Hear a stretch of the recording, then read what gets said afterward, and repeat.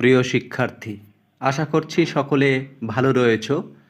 সকলকেই আমার চ্যানেলে স্বাগত। তোমরা জানো যে এনআইএস ডিএলএড সম্পর্কিত সমস্ত ধরনের আপডেট আমি তোমাদের দিয়ে থাকি। আজকে সুন্দর দুটো আপডেট রয়েছে, যে টিপি বা ট্রান্সফার পিটিশনকে কেন্দ্র করে যে গুরুত্বপূর্ণ আপডেট, আর একটা হচ্ছে গেজেট মামলাকে কেন্দ্র করে। এই দুটো বিষয় কিন্তু রয়েছে। টিপি বা ট্রান্সফার পিটিশন যেটা রয়েছে তার শুনানি আমরা জানি যে জুলাই মাসের 29 তারিখ রয়েছে, কারণ আমাদের সামার ভ্যাকেশনের পরেই টিপি বা ট্রান্সফার পিটিশনের শুনানি হবে। এছাড়া বিশ্বনাথ স্যারের রিভিউ পিটিশন চলছে, এটাও আমরা জানি। আর গেজেট মামলাকে কেন্দ্র করে বা গেজেট ব্যাপার নিয়ে যে আলোচনা, সেগুলো আজকে তোমাদের সামনে তুলে ধরবো। মানে পুরো ভারতবর্ষ জুড়ে কি চলছে এনআইএস ডিএলএড শিক্ষার্থীদের নিয়ে, বা যারা নেতৃত্ব দিচ্ছে তারা কোন ধরনের ভূমিকা পালন করছে, এই সমস্ত বিষয়গুলো আজকে তুলে ধরা হবে। বা দেখা যাচ্ছে যে আমাদের যে এনআইএস ডিএলএড যারা করেছে বা এনআইএস ডিএলএড থেকে বিভিন্ন জায়গায় পাশ করে আছে বা বিভিন্ন জায়গায় চাকরি পেয়ে গেছে, তাদের ক্ষেত্রে কতটা প্রভাব পড়ছে, বা এনআইএস ডিএলএড শিক্ষার্থীরা কি সত্যিই ভ্যালিড হতে পারে, এই যে বিষয়গুলো, এগুলো পুঙ্খানুপুঙ্খ নিয়ে আলোচনা হবে। তোমরা যারা আমার চ্যানেলে একদমই নতুন, অবশ্যই চ্যানেলটাকে সাবস্ক্রাইব করে পাশে থাকো, কারণ এনআইএস ডিএলএড সম্পর্কিত এবং প্রাইমারি সম্পর্কিত সমস্ত ধরনের তথ্য তোমরা সবার আগে পেয়ে যাবে, অসুবিধা হবে না। তো আমরা জানি টিপি বা ট্রান্সফার পিটিশনের বিষয়টা নিয়ে অনেকেই ভাবছিল যে টিপি বা ট্রান্সফার পিটিশন আর রিভিউ পিটিশন ব্যাপার দুটো এক, কিন্তু বিষয় দুটো এক নয়, বিষয় দুটোর মধ্যে অনেক পার্থক্য রয়েছে। তবে এই টিপি বা ট্রান্সফার পিটিশন, এই যে যেটা আমাদের সুপ্রিম কোর্টে যে কেস চলছে, যেটার ফার্স্ট হিয়ারিং হয়েছে এবং পরবর্তী শুনানি ডেটও দিয়েছে, তো এই টিপি বা ট্রান্সফার পিটিশনকে আমাদের আরও বেশি স্ট্রং করতে হবে। স্ট্রং মানে কিভাবে স্ট্রং করা যাবে, তার গুরুত্বপূর্ণ যে কর্মসূচি রয়েছে, বিভিন্ন হাইকোর্ট, শুধু আমাদের পশ্চিমবঙ্গ নয়, পুরো ভারতবর্ষ জুড়ে যতটা হাইকোর্ট রয়েছে, সমস্ত হাইকোর্টে যে এনআইএস ডিএলএডদের যে কেসগুলো রয়েছে, সেগুলো টিপি ট্যাগ করতে হবে। বা যারা যে সমস্ত হাইকোর্টে এখনও কেস হয়নি, সেই সমস্ত হাইকোর্টে এনআইএস ডিএলএড শিক্ষার্থীদের কেস করতে হবে, এবং কেস করার সময় অবশ্যই ট্যাগ করতে হবে টিপি বা ট্রান্সফার পিটিশনকে। তাহলে দেখা যাচ্ছে যে বা এনআইএস ডিএলএড শিক্ষার্থীরা যতজন রয়েছে পুরো ভারতবর্ষ জুড়ে, প্রায় 14 থেকে 15 লাখ শিক্ষার্থী, সকলকেই কিন্তু টিপি বা ট্রান্সফার পিটিশনের মধ্যে জুড়ে যেতে হবে। এই ব্যাপারটাকে আরও বেশি স্ট্রং করতে হবে, কেননা আমরা জানি টিপি বা ট্রান্সফার পিটিশনে আমরা একটা জিনিস স্পষ্ট দেখেছি বা বুঝেছি, যে সমস্ত হাইকোর্টের যে কেসগুলো রয়েছে সেগুলো কিন্তু আপাতত স্টে দিয়ে দেওয়া হয়েছে, কারণ টিপি বা ট্রান্সফার পিটিশনে যদি কোনো ধরনের শুনানি না হয় বা শেষ ফাইনাল রায় পর্যন্ত বা কি হচ্ছে যে ডিসিশন, সেটা নেওয়া না পর্যন্ত কিন্তু টিপি বা ট্রান্সফার পিটিশন চলতেই থাকবে।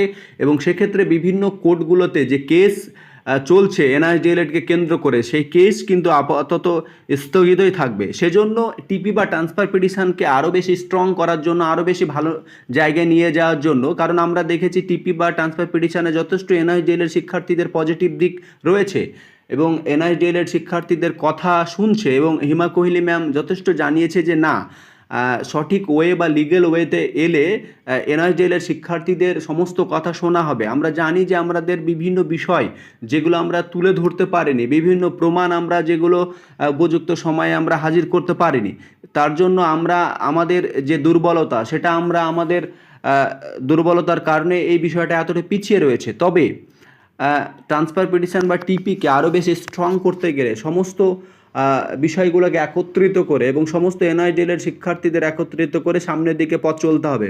তাহলে অনেকটা টিপি বা ট্রান্সফার পিটিশনের ক্ষেত্রে অনেক সুবিধা হবে, এটা আশা করা যায়। তাই বিভিন্ন কোর্টগুলোতে যে কেসগুলো রয়েছে বা যে কেস হবে, সেগুলো সমস্তটাই যেন টিপি বা ট্রান্সফার পিটিশনকে ট্যাগ করা হয়, এটা সকলের প্রতি অনুরোধ রইল। তারপরে 2 নম্বর বিষয়, যে টিপি বা ট্রান্সফার পিটিশনের ক্ষেত্রে আরেকটা যে গুরুত্বপূর্ণ বিষয় রয়েছে, গেজেট।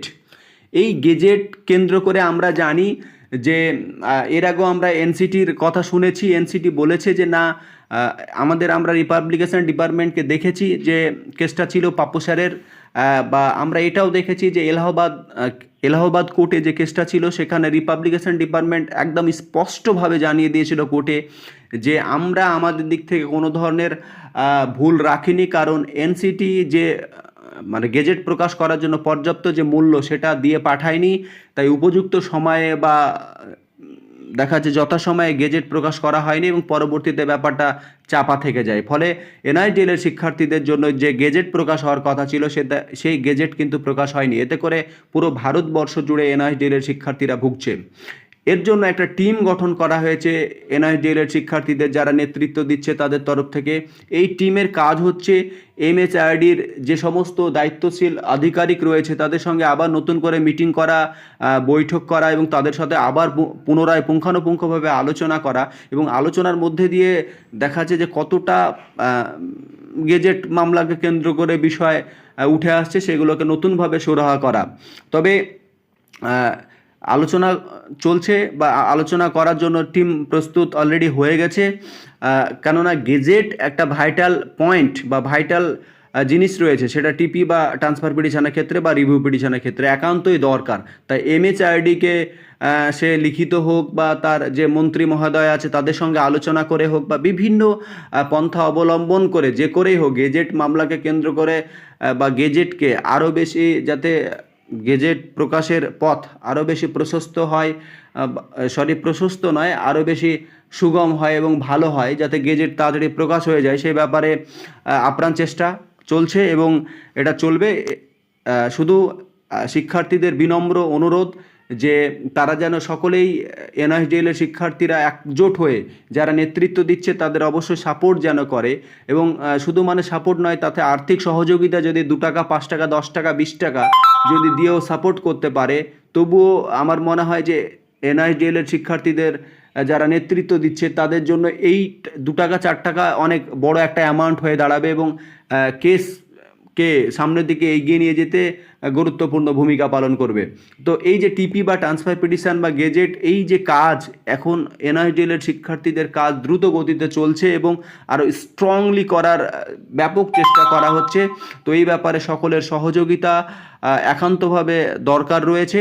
তো যাই হোক, এই দুটো বিষয় বা এই বিষয়গুলো উপস্থাপন করার ছিল বা তুলে ধরার ছিল এনআইডিএল এর শিক্ষার্থীদের সামনে।